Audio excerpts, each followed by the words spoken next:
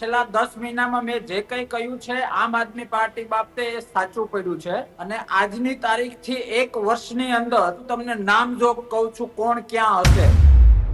કેજરીવાલ સાહેબ ખુદ બીજેપીમાં, ગોપાલ બીજેપીમાં, ઈશુદાનભાઈ ગઢવી બીજેપીમાં, અને આ જે ઓપરેશન છે એ ઓપરેશન પણ ખૂબ સૂઝબૂઝથી થશે. બધી જ બાજુથી જેમ બરફ તડકામાં ઓગળે એ રીતે આમ આદમી પાર્ટી ભસ્મીભૂત થઈ જશે.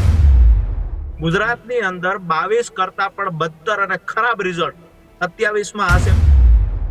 આમ આદમી પાર્ટી પાસે ગણીને લડાવી શકાય 27માં એવા 10 લોકોના નામ આમ આદમી પાર્ટી આપે. બહારથી જે ફંડ કેનેડાથી આવતાના સમાચારો અમને પણ મળી રહ્યા છે. તળાવના પાણીમાં નાખો તો પણ ચૂપ ન બેસે એવા નેતાઓ આજે કેમ ભૂગર્ભમાં ઘૂસી ગયા છે, કેમ ઘરબાર આવીને કઈ બોલતા નથી? આવનાર સમયમાં આમ આદમી પાર્ટીના નામે ચર્ચા પણ કોઈ નહીં કરતું હોય. આખો વિડીયો જોતા પહેલા હજુ પણ અમારી ચેનલને સબસ્ક્રાઇબ નથી કરી તો યુટ્યુબ પર સબસ્ક્રાઇબ કરો અને ફેસબુક અને ઇન્સ્ટાગ્રામ પર ફોલો કરો.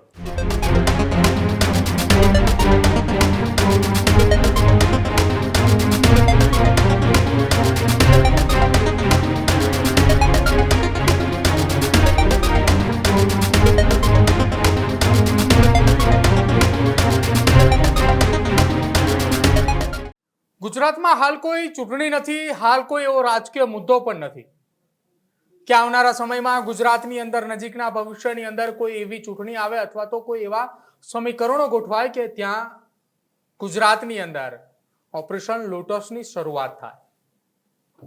પરંતુ તેમ છતાંય ઓપરેશન લોટસની ગુજરાતમાં ચર્ચાઓ શરૂ થઈ છે અને આ વખતે ઓપરેશન લોટસમાં કોંગ્રેસ નહીં પરંતુ આમ આદમી પાર્ટી એ ક્યાંક વેરવિખેર થાય તેવા એંધાણો દેખાઈ રહ્યા છે. ભૂતકાળમાં કોંગ્રેસની આ જ પ્રકારની સ્થિતિ કે એક સાથે 2 થી 3 વખત એ ઓપરેશન લોટસ થયા. પહેલું ઓપરેશન લોટસ કોંગ્રેસની અંદર 2019ની લોકસભાની ચૂંટણી પહેલા, ત્યારબાદ 2022ની વિધાનસભાની ચૂંટણી પહેલા અને પછી અંતિમ લોટસ ઓપરેશન કોંગ્રેસનું થયું એ વર્ષ 2024ની લોકસભાની ચૂંટણી પહેલા. પરંતુ ફરી એક વખત ઓપરેશન લોટસની ચર્ચા એ કેમ શરૂ થાય, શું છે તેના કારણો, વિગતે ચર્ચા કરીએ આ અહેવાલમાં.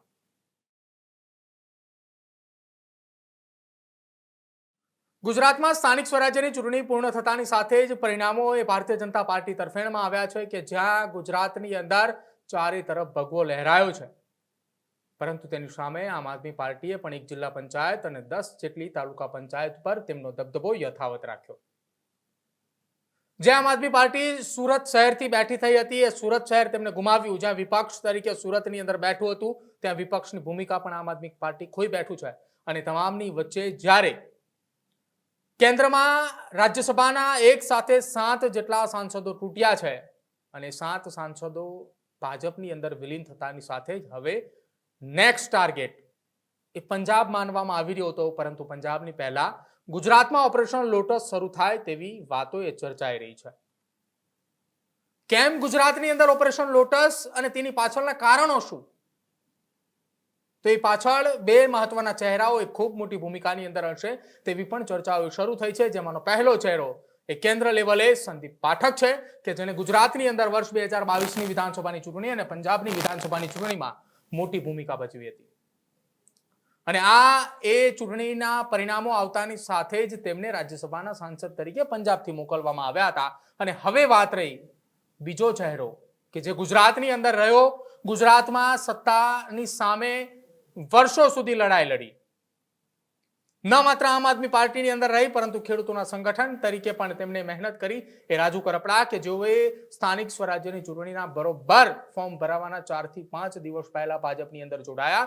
ભાજપે તેમને જિલ્લા પંચાયતની ટિકિટ આપી અને એ ટિકિટ ઉપર, એ બેઠક ઉપરથી રાજુ કરપડાએ જીતીને આવ્યા. ત્યારથી એક ચર્ચા શરૂ થઈ છે કે શું આવનારા સમયમાં રાજુ કરપડા સહિતના એ નેતાઓ કે જે ભારતીય જનતા પાર્ટીની અંદર જોડાયા છે એ નેતાઓ ઓપરેશન લોટસને પાર પાડશે ખરા?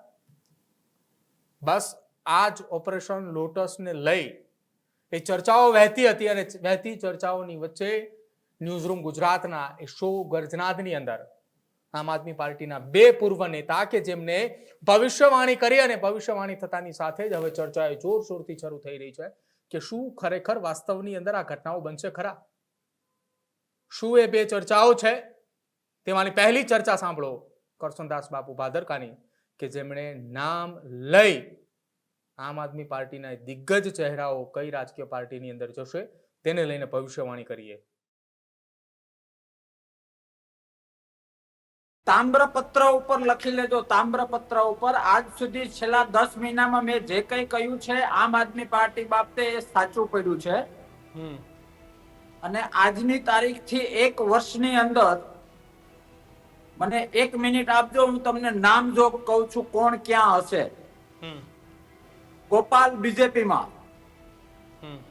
ચૈતરભાઈ કોંગ્રેસમાં, જીતુભાઈ સુધીરભાઈ વાઘાણી બીજેપી અથવા ક્યાંય નહીં, હેમંતભાઈ હજી નક્કી નથી, ઈશુદાનભાઈ ગઢવી બીજેપીમાં, ભાવનગર રાજુભાઈ અને બ્રિજેશભાઈ બાપ દીકરો કોંગ્રેસમાં, મનોજ સોરઠિયા બીજેપીમાં, પ્રવીણ રામ જો બીજેપીની ટિકિટનું કન્ફર્મ થશે તો બીજેપીમાં, નહીં તો કોંગ્રેસમાં, ડોક્ટર જ્વેલબેન બીજેપી અથવા કોંગ્રેસ હજી નક્કી નથી થતું, કેજરીવાલ સાહેબ ખુદ બીજેપીમાં, માન સાહેબ ખુદ કોંગ્રેસમાં. અત્યારે અતિરેક લાગશે પણ સચોટ સોના જેવું મારી વાત 1 વર્ષમાં સત્ય સાબિત થશે. જી જાય તો છેલ્લે વધશે કોણ? તાળું તો મારવું જો હે ને કોકે. તાળું તો હું લઈને બેઠો છું, મારે ગિફ્ટ કરવું છે. જ્યારે આ પેલા પણ હું બોલી ચૂક્યો છું કે કારણ કે જ્યાં ઉદ્દેશ ના હોય, જ્યાં લોકશાહીનું જતન ના હોય, કે ખબર તો હોવી જોઈએ કે ક્યાં જવું છે, ક્યાં સુધી બીજી પાર્ટીના કટર મશીન તરીકે કામ કરીશું. અને આ જે ઓપરેશન છે એ ઓપરેશન પણ ખૂબ સૂઝબૂઝથી થશે. જે લોકો બીજેપીના ઈશારા પ્રમાણે કામ નથી કરતા એ લોકોને બીજેપી તરફ વધુ ખેંચવાના પ્રયત્નો થશે. આ ખૂબ ગણિતપૂર્વક થશે, જે ક્યાંક ને ક્યાંક બધી જ બાજુથી જેમ બરફ તડકામાં ઓગળે એ રીતે આમ આદમી પાર્ટી ભસ્મીભૂત થઈ જશે. આજે તો મેં કઈ વ્યક્તિ કઈ બાજુ જશે એ નામજોગ કહ્યું, એના કારણો તમે પૂછો તો મારી પાસે કારણો છે. અને હું એવું બોલ્યો કે તામ્રપત્ર ઉપર લખી નાખો એ જ થશે. અને એ હું ઓવર કોન્ફિડન્સ થી નથી કહેતો. છેલ્લા 8-10 મહિનામાં હું જે બોલ્યો એ આમ આદમી પાર્ટીમાં થયું છે. કારણ કે એક વ્યક્તિગત અને આમ આદમી પાર્ટીની સાયકોલોજી હું જાણું છું. જેમ રાજુભાઈએ કહ્યું એમ કોઈ સાંભળેલી કે વાંચેલી વાત નથી. છૂટાછેડા લીધા હોય ને તો ખબર હોય છૂટાછેડા લીધા પછી કે ઘરના માણસને કયું શાક ભાવે, કયા ફરવા જવું ગમે. ભલે છૂટાછેડા લઈ લીધા હોય પણ એ બધી વાતની ખબર હોય. એમ અમે ગોળથુથી જાણીએ છીએ કે ત્યાં શું થશે. અને મારા શબ્દો યાદ રાખજો. હું તો આ આપણો વિડીયો જે સાંભળે એ લોકોને કહું કે હા મારું કટિંગ સેવ કરી રાખજો. વિધિન અ યર, 1 વર્ષમાં હું જે બોલ્યો 100% એ પ્રમાણે થશે. ખૂબ અભ્યાસને આધારે એક વ્યક્તિની સાયકોલોજી અને આમ આદમી પાર્ટીની સાયકોલોજી જાણીને કહું છું. થતું આવ્યું છે જે કહ્યું એ, અને આ પણ થશે. કારણ કે લોકશાહીમાં મને તો આ કોઈ ચિંતા નથી. મને ચિંતા એ છે કે વાસ્તવિકતાની ખબર તાલુકા લેવલના અને જિલ્લા લેવલના આમ આદમી પાર્ટીના આગેવાનોને નથી. મને તો એ બિચારાઓની ચિંતા થાય છે કે આ લોકો એને વાસ્તવિકતાની ખબર પડવા દે. બધે કાતરો જ ચલાવવાની, કાતરો જ. હું તો 2022 નું મારું ઉઘરાણું અવારનવાર કરું છું. મને કહેવામાં આવ્યું હતું કે વિધાનસભામાં તમને 10 લાખ રૂપિયા મળશે. મને 1 દસ્યું આપ્યું નથી. તમે જેમને સાંભળ્યા કરશનદાસ બાપુ ભાદરકા હતા, કે જે ભૂતકાળની અંદર આમ આદમી પાર્ટીની અંદર રહી ચૂક્યા છે, જેઓએ કોંગ્રેસ અને ભાજપની સામે બેફામ નિવેદનો આપ્યા છે. જો કે હવે તેઓ કોંગ્રેસની અંદર છે. તેમની ભવિષ્યવાણીની અંદર અરવિંદ કેજરીવાલથી લઈ ગુજરાતની અંદર આમ આદમી પાર્ટીના ચૂંટાયેલા ધારાસભ્યો અને આમ આદમી પાર્ટીના સંગઠનના હોદ્દેદારોના નામ જોગ તેમને વાત કરી. આ તમામની અંદર તમામ રાજકીય પક્ષના એ નેતાઓની વાત કરતા જ તેમને સૌથી પહેલા ગોપાલ ઇટાલિયાનું નામ લીધું કે તેઓ ભાજપમાં જશે. ઈશુદાન ગઢવી જેઓ ભાજપમાં જશે. હેમંત ખવાય કે જેમનું કોંગ્રેસમાં જવું એ હાલ ચર્ચાની અંદર છે. ત્યારબાદ અન્ય કેટલાક નામો પણ લીધા અને તેમાંનું એક નામ એ પ્રવીણ રામનું પણ હતું, કે જેમાં કહ્યું કે ભાજપની સાથે ટિકિટ કન્ફર્મેશન થાય તો ભાજપમાં આવશે, નહીં તો તેઓ કોંગ્રેસમાં જશે. કરસનદાસ બાપુ ભાદરકાની ચોંકાવનારી એક વાત એ રહી કે આખા આ ઓપરેશન લોટસની અંદર અરવિંદ કેજરીવાલનું પણ નામ લીધું છે કે તેઓ પણ ભાજપની અંદર જાય તેવી શક્યતા આ ભવિષ્યવાણી કરસનદાસ બાપુ ભાદરકાએ કરી. હવે બીજી એક ભવિષ્યવાણી એ આમ આદમી પાર્ટીની અંદર રહી ચૂકેલા નેતા રાજુ કરપડાની છે, જેમની ભવિષ્યવાણીના કારણે ફરી એકવાર ચર્ચા શરૂ થઈ છે કે શું આ ઓપરેશન લોટસ આ જ પ્રમાણે પાર પડશે. રાજુ કરપડાએ તો ત્યાં સુધી કીધું છે કે 2027ની વિધાનસભાની ચૂંટણી દરમિયાન ઈશુદાન ગઢવી એ આમ આદમી પાર્ટીના પ્રચારક તરીકે નહીં હોય, આમ આદમી પાર્ટીનો પ્રચાર નહીં કરતા હોય. શું કહ્યું રાજુ કરપડાએ અને કઈ પાર્ટીમાં ઈશુદાન ગઢવીને જવા માટેની વાત એ ભવિષ્યવાણી કરી છે કે ઈશુદાન ગઢવી એ રાજકીય પાર્ટીનો હિસ્સો હશે. સાંભળો. 2022ની ચૂંટણીમાં ઘણા બધા એવા ઉમેદવારો છે કે જે ઉમેદવારોના નામે ખૂબ મોટી રકમો ઉપરથી લાવવામાં આવી હતી, જે હું પ્રદેશમાં હોવાથી ખૂબ નજીકથી જાણતો. જેવી રીતે કરશન બાપુએ કહ્યું તો સ્વાભાવિક છે કે એ તમામ ઉમેદવારો એ ઘટનાના ભોગ બન્યા છે. ઉપરથી અમુક રકમ માટે પહેલા કમિટમેન્ટ આપવામાં આવ્યું, ત્યાર પછી અડધી રકમ ખર્ચ માટે આપવાની વાત કરવામાં આવી. ચૂંટણી પૂરી થઈ ત્યાં સુધી ઉમેદવારને ન મળી ખર્ચ પેટે કાંઈ પણ ફંડ પાર્ટી તરફથી ન મળ્યું.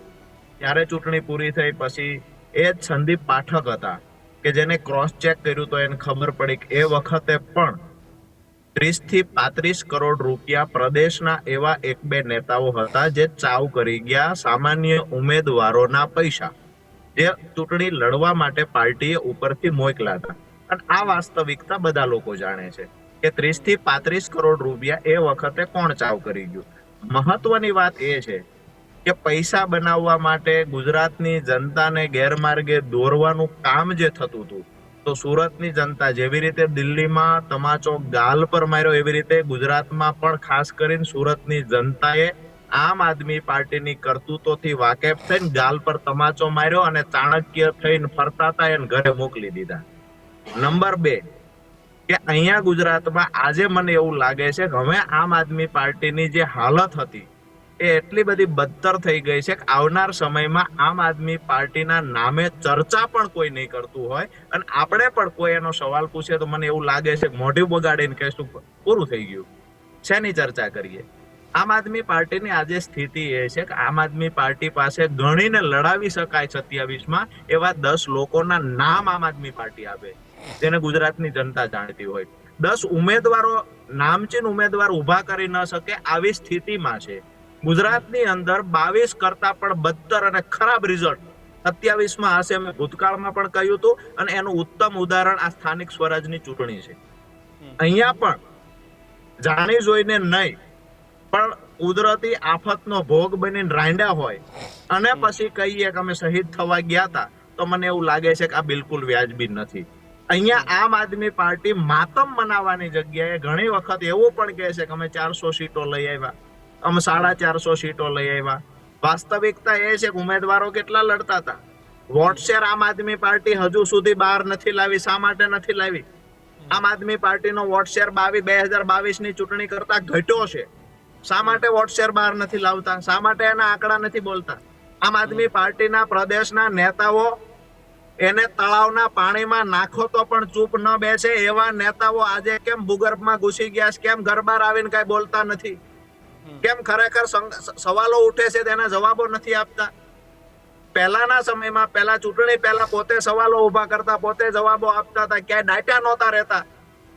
આજે ગુજરાતની જનતાએ તમામ લોકોને ગાલ પર તમાચો મારીને એમની વરવી વાસ્તવિકતા બતાવી દીધી છે કે તમારી આ હાલત જે છે એ તમારા કરતૂતોના કારણે છે. પૈસા બનાવવા માટે આમ આદમી પાર્ટી, ભ્રષ્ટાચાર કરવા માટે આમ આદમી પાર્ટી, બહારથી ફંડ લાવવાની જે વાત છે, ખરેખર આ દેશનો નાગરિક ક્યારેય માફ નહીં કરે. બહારથી જે ફંડ કેનેડાથી આવતાના સમાચારો અમને પણ મળી રહ્યા છે કે આ ફંડ બહારથી આવે છે, કારણ કે અબજો રૂપિયાનું ફંડ ક્યાંથી આવે છે. તો આ જે પૈસાઓ બહારથી આવતા હોય તો ગુજરાતની જનતાના દેશનો નાગરિક ક્યારેય આમ આદમી પાર્ટીને માફ નહીં કરે. મને એવું લાગે છે કે એક એક નેતાને જેવી રીતે ખબર પડતી જાય એમ આમ આદમી પાર્ટીથી શેડો ફાડતા જાય અને આ દેશને વફાદાર માણસ ક્યારેય આમ આદમી પાર્ટી સાથે ના રહી શકે.